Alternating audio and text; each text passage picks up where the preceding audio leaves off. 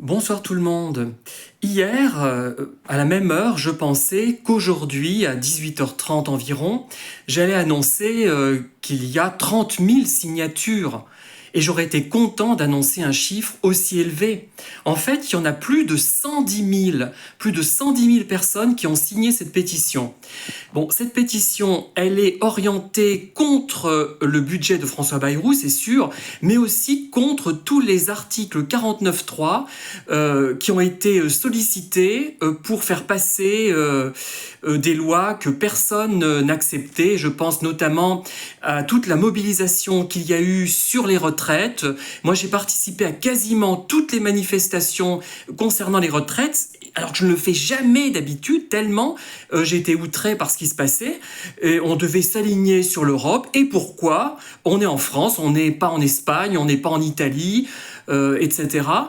Et vraiment, là, il y a une mobilisation énorme. Et la pétition, grâce à ces plus de 110 000 signatures, va être sur le site de l'Assemblée nationale, va être posée sur le site de l'Assemblée nationale. C'est du moins ce que j'ai compris. Donc c'est vraiment une très très grande réussite.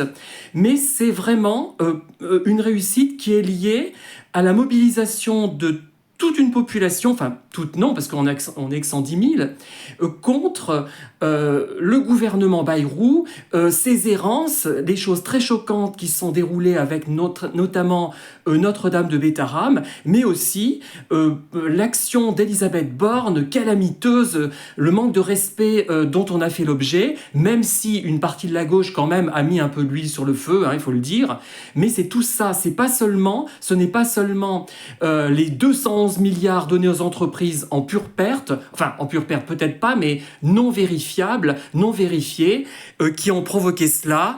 C'est tout un ensemble de choses que l'on subit depuis notamment et surtout depuis le second mandat d'Emmanuel Macron. C'est vraiment une catastrophe.